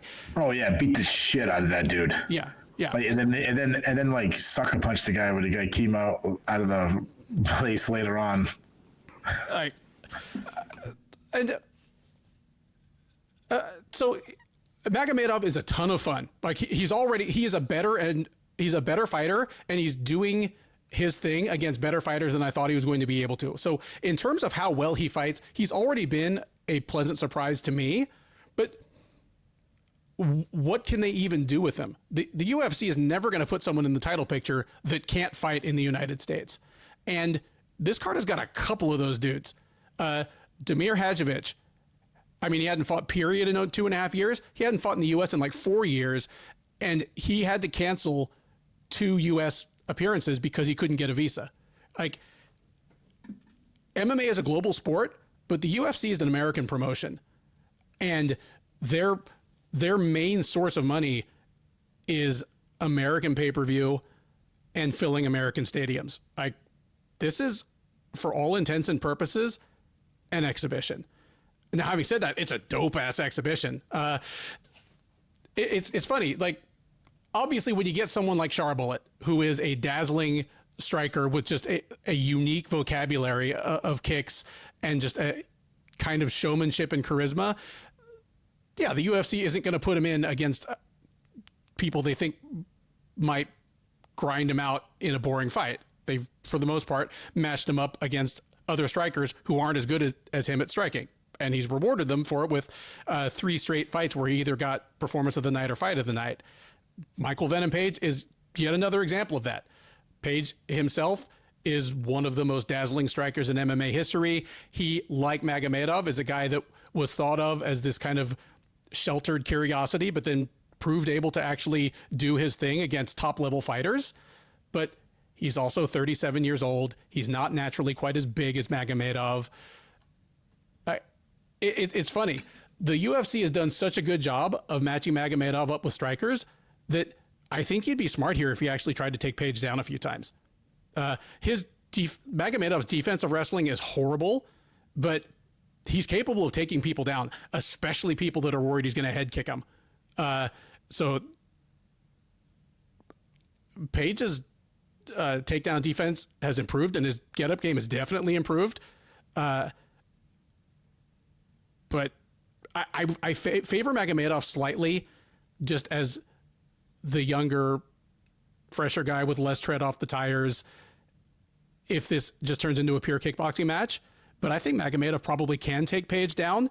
And again, if he takes him down once or twice early, even if he doesn't do a ton of damage, even if they get stood up 45 seconds later, if he's given Page something to think about that makes him reluctant to just leave that front leg hanging out there in his karate stance, or makes him less likely to want to use that front leg as kind of an alternate jab like he likes to do, that only helps him win in the kickboxing as well. Give me Magomedov by decision here, and it's helped by the fact that, again, this is in Saudi Arabia. They're going to be going bananas for Shara Bullet. So if he does take Page down, like, they're not going to be booing and putting tons of pressure on these refs to stand them up right away. All the variables kind of play out in Magomedov's favor to me. I think he wins a decision here. My only hope is that it's as fun and full of highlights as I hope it will be. Would you say the line was? Magomedov is minus 200, Page plus 170. Okay. I'm not surprised. I was just wondering. Yeah, I mean, I totally agree with everything you're saying about, it's just a weird matchup, not one we expected to hear, especially, Michael Venom Page moving up a weight class and everything. And, but I mean, it's wicked fun. I mean, Michael Venom Page, the dude is all athleticism. And the concern I have about him is being 37, that can disappear overnight. He's a guy I wish came to the UFC 10 years earlier. I expect the fall of Michael Venom Page to be very fast, but until I see it happen, I'm still going to view him as a once-in-a-lifetime athlete. The guy's long and lengthy. He's obviously a dangerous striker, sniper. He sits back and then he suddenly springs at his opponent. His flying knee of Cyborg Santos is it's in the top 10 knockouts of ever. It's that. He caved in the guy's skull. I think I've said this on our show before, but like Cyborg was running a shoot-a-box team, Cyborg team down here in Texas. So I used to see him at like every local show. You can't not stare at the dude's forehead. Like, I'm glad he's alive. I'm glad that he's still in possession of his faculties, but they needed to take that little suction cup that they used to pull dents out of like panels, because he is still like concave. Like if he sleeps on his back, I think like rain would puddle in the middle of his forehead. It's terrible. Oh man. If he lays on his back, someone trying to like putt into like one of those you can like set him up at like a mini golf course. Just have it lay down like some boardwalk thing where like kids got to throw like a like a wiffle ball into like the divot in the forehead of I have it like laying down on the ground and you try to put it in. Like you go to the mini golf course and that's the last one. You get it in Cyborg's forehead. You get a free game next time. All joke aside, that is probably, if we really think about it, the closest to a death that could have turned into a death in a major MMA organization. Yeah. Because the damage is as scary as it comes. Paige, we're talking about it. I'm sorry. One last thing. We're talking about a guy in Cyborg Santos that literally spent his whole career running face first in other people's strikes. Yeah. Think of all the people he fought, beat, or lost to, going all the way back to Pride, and it was finally Michael Page that just like, no, you can't do this in modern MMA, or you'll die. How tough he was. He was married to Chris Cyborg. Like that. Yep. I think you need to know. She got the nickname from him. That's how bad, tough this dude was. Scary. She kept it in the divorce. Yeah. Yeah. Yeah, that's true. Well, it fits her perfectly. So Page, he hangs his hands low, which obviously leaves his chin open, but it also he uses to bait his opponents into overextending to catch his chin, which leaves him to land his perfectly placed counters. He also keeps his hands low because it makes it difficult for his opponents to see the shots coming. He hides his right hand so well behind his bladed stance. When you come after him, it's really hard to see it coming. He's step back right counter is one of the best punches in all of MMA. One issue I've kind of always had with him is he's almost always one punch and done, trying to end the fight with one strike. He hardly ever throws combinations. I mean, he loves a boring, slow striking battle from distance. He has no issue fighting that way for 15 minutes. Now, he does have power in both of his hands. He loves spinning attacks. I mean, his spinning back elbow was so sick. I mean, he was destroying Kevin Holland with it. He does a lot of gutsy, flashy stuff, which gives his opponents a chance to counter him. The amount of times this guy can get punched in the back of that as he's spinning is amazing. He has a big kicking game. I mean, he's some of the best switch kicks ever at MMA. Mean calf kicks. I mean, he crushed Goody Yamauchi with calf kicks in their fight, basically being with just that alone. I mean, the guy fell down screaming in pain. He sets up his punches behind kicks instead of the other way around, which is rare. He almost never looks to wrestle. He's a weak defensive wrestler. He did show improvement against Logan Storley in his takedown defense, but then his takedown defense looked awful against Ian Machado Gary. So take that for what it's worth. His submission defense, to his credit, is a little underrated. It's hard to submit him. Now, he still struggles with the basics, like escaping back to his feet, but he doesn't get really submitted.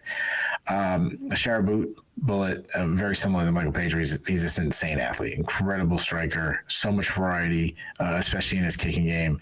He's so dangerous from distance. He's super fast, great jab. His counter right hand is so good. Throws a lot of combinations, works the body well. He's got huge power, and he starts fast. He's got 7 TKOs in the very first round. Huge kicking game. I mean, nonstop kicks to all areas of the body. Very creative with his kicks. Crushing calf kick, incredible body kicks. He is open to counters because he throws them naked, and that could be something that could get him caught with someone like Michael Page, a sharpshooter. If he throws a naked leg kick, I see Page stepping in and timing a perfectly placed right hand. He does have some of the best step-in knees I've ever seen. He also throws them defensively, but kind of keeps his opponent from shooting on him. He doesn't offensive wrestle much. He has got takedowns, but I think you're a little higher in his wrestling than I am. He's a bad defensive wrestler. When he's taken down, he struggles to get back up. But to his credit, he does damage on the bottom. He take him down, and suddenly he goes in rapid mode, where he just starts dropping elbows as fast as he can from on bottom. This fight is awesome. I expect we get a fight on the feet, which I think you're saying that Sharable should wrestle, but I don't think he's going to. I think we're going to get a fight on the feet that I think most people will want. Both guys are so dynamic. I don't think going up to middleweight will be an issue for Fenton Page. I mean, he's a big guy. I've met him in person a couple of times. I'm more worried about his age than the size. He's all about timing, and if he's slowed at all, that can be a serious issue, especially because his lack of output. Because he's all about one strike, one shot. He's limiting his chance of winning, especially if his timing has gone. I don't have a lot of confidence making anybody in a striking battle against Fenton Page, but Father Time catches up to everyone. Add in his lack of output. I expect Magomedov to actually win the striking battles. He hits. I think at this point he might even hit harder. He's younger. He's going to have better output. Give me Magomedov in a passing of the torch type fight. Give me Magomedov by decision. With that, we come to the main event of UFC Fight Night 250. A middleweight matchup between former champ Israel Adesanya and rising contender Nasruddin Imavov. Adesanya, the 35-year-old Nigerian-born New Zealander, is 24-4 overall. He is 13-4 in the UFC, a run that has seen him become a multiple-time former middleweight champ at this point, as well as a one-time light heavyweight title challenger. Having said that, he is on the first losing streak of his career, having dropped back-to-back fights to Sean Strickland and Dricus du Plessis. The most recent of those, the du Plessis fight, was in the headliner of UFC 305 last August. In the wake of that, Adesanya spoke openly about moving on to the next phase in his life. I didn't flat out threaten to retire or announce his retirement, but said, I need to go home, talk to my team, figure out what's next. He made the decision to come back, and the UFC is keeping him in fights that'll keep him right in the title picture if he wins, in the form of the Imavov matchup. Imavov, 29-year-old Dagestani-born Frenchman, is 15-4 with one no contest overall. He's 7-2 with one no contest in the UFC, and he is on a 4-fight unbeaten run stretching back almost exactly 2 years. He has the no contest against Chris Curtis, where they clashed heads multiple times. That was back at UFC 289. The UFC did not bother remaking that fight, instead basically choosing to book him as if he'd won. And since then, he has 3 straight wins over Roman Dolidze, Jared Cannonier, and Brendan Allen. The most recent of those, the Allen fight, was a decision win last September at UFC Fight Night, Moicano versus Antony. Imavov is a guy that's been hovering around the title picture himself over the last couple of years. A 4th straight win, especially over a figure like Adesanya, would almost certainly put him on the short list. Your odds here are fairly close, so I will quiz you on them, Keith. Your favorite is minus 175, underdog plus 140. Who are they? I'll say Izzy's still a favorite. You are correct. Adesanya minus 175, Imavov plus 140. Let me know who you got in this one. And considering, again, this isn't expressly a title eliminator, but whoever wins this fight isn't that far down Sean Shelby's, speed dial list. Yeah. Like, who wins? And is there a serious chance that the winner of this fight is wearing a belt, 12 to 18 months from now? Yeah, I think, is there a chance that either guy wins the title? Yeah, I mean, it's depends how much you still believe in Izzy. The one good thing that Izzy has going is he has a couple losses recently. He lost 3 out of his last 4.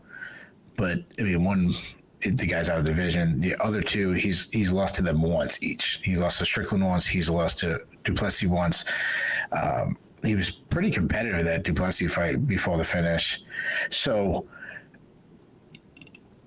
it's not like he's lost to them twice. Imavov, if he beats Izzy, he's on a run. He just gets a win over, one of the greatest fighters in UFC history. So he's in a really good position, especially I feel if Imavov wins, he's definitely next for a title shot. Izzy, well, hold on. Not counting Shemaev. So I shouldn't say he's definitely next, but probably his next fight would be for the title, I should say. Yeah. Who wins? I mean, this is. I still think that Izzy is an elite striker. I don't think the skill has really declined. I think there's some things that have declined, but what I really think that has happened to him is that he just doesn't strike the fear at everyone that he once did. I think that's what happened, where he was like the like boogeyman, like, oh man, you gotta good luck trying to figure out the mystery about him, and it's kind of like that I keep going to Rocky IV where Rocky finally hurts. You see, like, he bleeds. He's not. Yeah. I was thinking of that exact same moment. Yes. Yeah. We've been doing this show too long with each other. Around the same age, going to those references. So I mean, he's obviously long and lanky. He's still very poised striker. He can fight at both stances. He flows back and forth very flawlessly. Moves well. He's constantly lining up his outside foot to land his straight shots perfectly. I've said it before, he fights like some of the all-time best, John Jones, Anderson Silva. Bit of a slow starter. That's because they set up traps, trying to pick up your timing and your reads. Good at changing up the tempo. Good at hand fighting and moving his opponents to the spots where he wants to be so he can land. He understands distance very well, and finds distance by grabbing and feinting and setting up traps. He gets his opponents to hesitate due to his feints. I think his hand speed is slowing a little bit, but it's still like fast. He's still very accurate. I mean, you can see how he can land one shot, how easily he can put someone out. I mean, Derek Brunson, Robert Whitaker, Paulo Costa. I mean, he was landing shots against Alex Pereira very easily. He put him out in that second fight. And I still think he has power. He's still intelligent. He works the body of Duplessis really well in their fight. And I don't think it's like the kind of like sidetrack. His losses aren't bad. Like who he's lost to. On the Strickland one was definitely more concerning than the Duplessis one, because he kind of fought a Duplessis fight at a very high pace, and very few people could do what Duplessis did. A big issue is he was always very hard to hit, and it's been back-to-back fights where that hasn't been the case. He doesn't move his head as well as he used to. He's relying a lot on rolling with shots and trying to deflect shots. He mixes punches and kicks together well. He has a good kicking game. He tosses his kick to the head very easily. He throws a question mark kick up very easily. He's got a good offensive clinch. He will, he's inside. He'll look for like some takedown with like a foot sweep, but it's definitely like not what he wants to do, but it's something he can do at times. I wouldn't say his grappling is his strength, but it isn't an awful either. He has improved his takedown defense a little bit. I still would say it's a weakness, and obviously he was subbed in his last fight, so that's concerning. You move over to Imavov.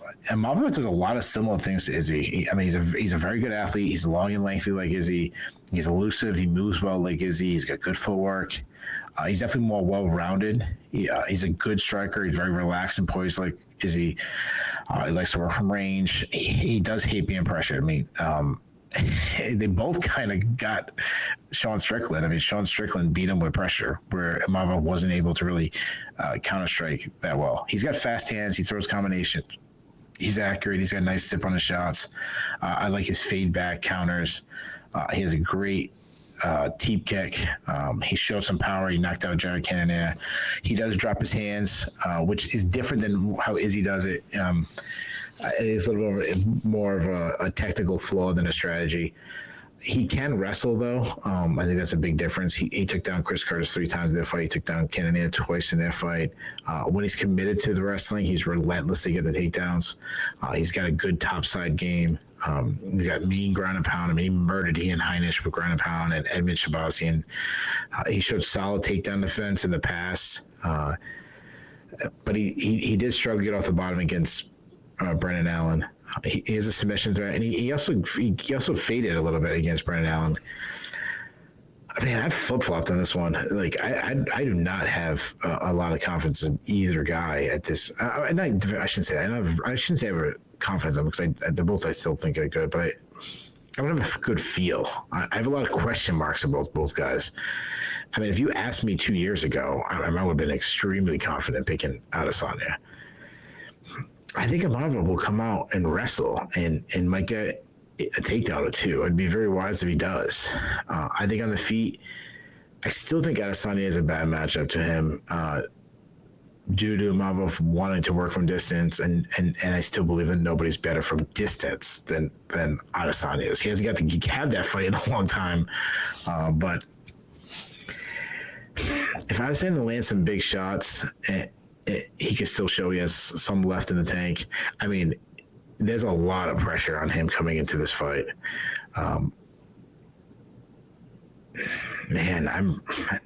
Everything keeps saying to me that Imavov is going to wrestle. It'd be smart if I was his coach. I'd be screaming, wrestle, wrestle, wrestle, wrestle. But I'm going to say Imavov gets hurt with a body shot and coming in. And I think, I'm going to say Izzy turn back the clock one more time. I say he lands something. Give me Izzy by second round TKO. Yeah, I like everything you laid out there. The decline of Israel Adesanya, and I feel bad calling it a decline because he's still a top 5 fighter. He is old, though. Yeah, and he's old in fight aids too, because like he hasn't taken a like huge amount of damage in MMA, but he had a long kickboxing career. Like this is not a guy who like sprung on the scene and at 28, you know.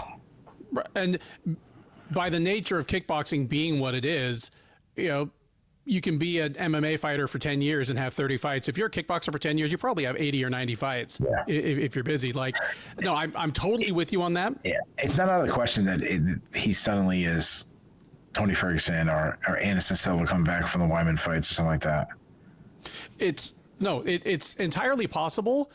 And I like that you pointed out that even if it's a kind of slow incremental decline, you mentioned he's not lost to any bad fighters. Like he's had losses where he looked bad, but none were to bad fighters. Like all 4 of his UFC losses have been in either title fights or title eliminators. Like that's it. But you mentioned if the fight was 2 years ago. No, 2 years ago, Imavov is the exact kind of guy that is a very good MMA striker that Adesanya would have made look amateurish. Like that's how much better he was than the crowd, like the pack leading into like the 2 fights with Alex Pereira. Whether the punishment he took in those fights hastened his decline or this was going to happen anyway as he crossed 35, I don't know. But I'm with you. Like if Imavov's smart, he'll wrestle. And I think I've said this about at least 2 other fights tonight. Even if it just gives Adesanya something to think about, it's worth throwing out there because that's always been a route to having striking success against Adesanya. For the longest time during his run, the one guy that actually hit him cleanly a few good times was Kelvin Gastelum of all people, this short, stocky dude that doesn't throw many straight punches. And he did it because he had Adesanya thinking about the takedown. That, and he kept coming forward, which is all Strickland did to basically snake charm the guy for 5 rounds. Like he just didn't seem prepared to deal with Strickland just plodding forward slowly, throwing the jab, throwing the cross, and just constantly forcing Adesanya to back up if he wanted to be in kicking range. It like,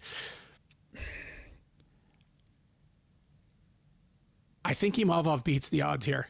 I think he is a fighter whose time has come, and it may just be in the sense that he's fighting someone in Adesanya whose time may be passing.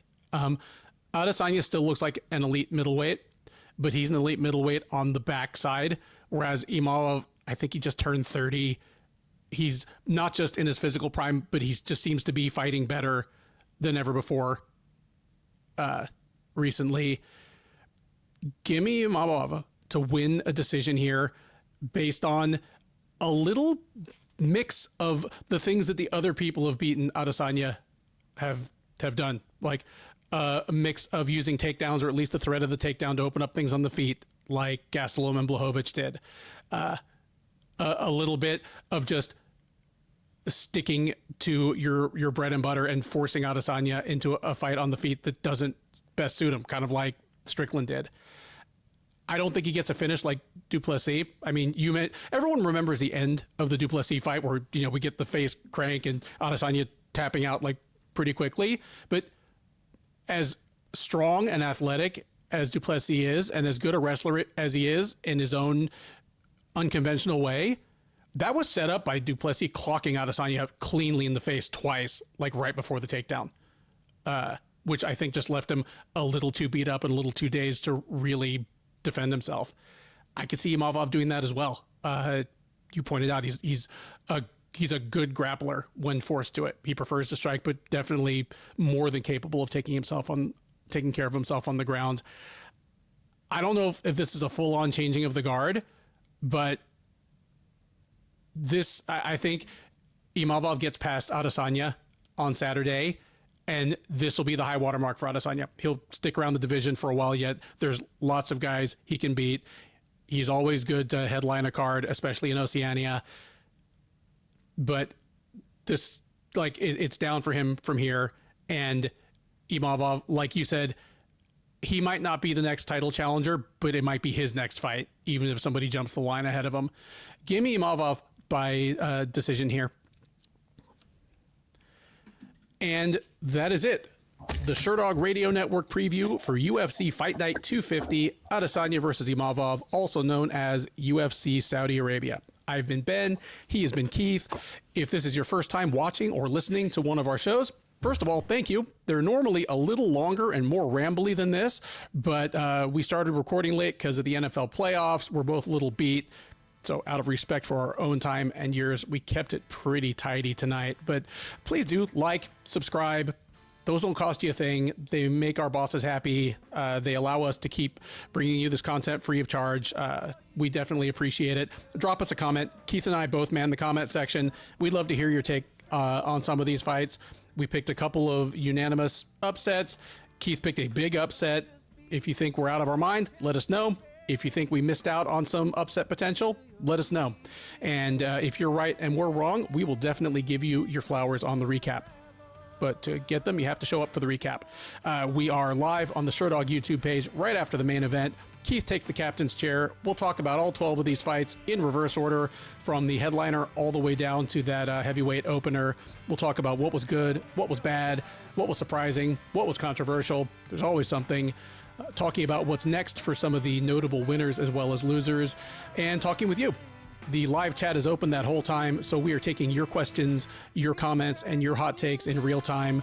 We have a growing community of friends that hang out with us after the fights, and we would love for you to be part of it. Between now and then, thank you once again for listening. Enjoy the rest of your week. Stay warm, and by all means, enjoy these fights.